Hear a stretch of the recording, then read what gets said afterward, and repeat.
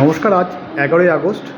আজ হচ্ছে ক্ষুদিরাম বসুর আত্মবলিদান দিবস এবং সেই অঙ্গ হিসেবে আমাদের বিদ্যালয়ে শহীদ দিবস পালন করা হয় এবং এর পাশাপাশি আজ থেকেই শুরু হয়েছে হর ঘর তিরঙ্গা কর্মসূচির অনুষ্ঠান এবং তাতে বিদ্যালয়গুলিতে আজ ছিল হচ্ছে অঙ্কন প্রতিযোগিতা এবং তার সঙ্গে হচ্ছে কুইজ কম্পিটিশান এবং এই অঙ্কন প্রতিযোগিতা হিসেবে আজকে আমাদের বিদ্যালয়ের অঙ্ক প্রতিযোগিতা চলছিল।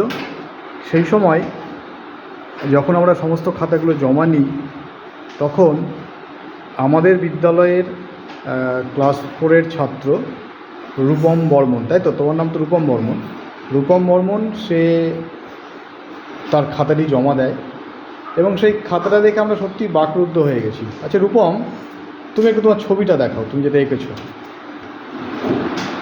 দেখুন একটু ভালো করে লক্ষ্য করুন, ওর সামনে আমাদের ক্ষুদিরাম বসুর যে ছবিটা আমরা রেখেছিলাম সেটা দেখেই ও এঁকেছে।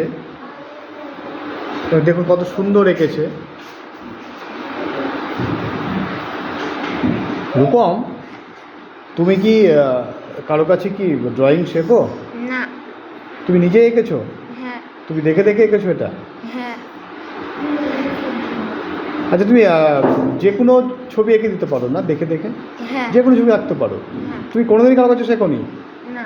আচ্ছা তোমাকে যদি আমরা স্কুল থেকে, ধরো আমি এবং হেড স্যার, আমরা যদি তোমাকে কোথাও যদি ড্রয়িং শিখতে যদি পাঠাই, তুমি কি যাবে?